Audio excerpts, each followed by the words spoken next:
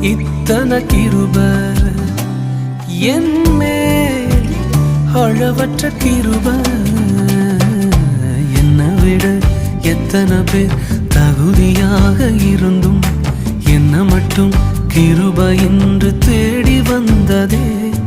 என்னை விட எத்தனை பேர் தகுதியாக இருந்தும் என்ன மட்டும் கிருப என்று உயர்த்தி வைத்ததே. உங்க கிருப என்னை வாழ வைத்ததே.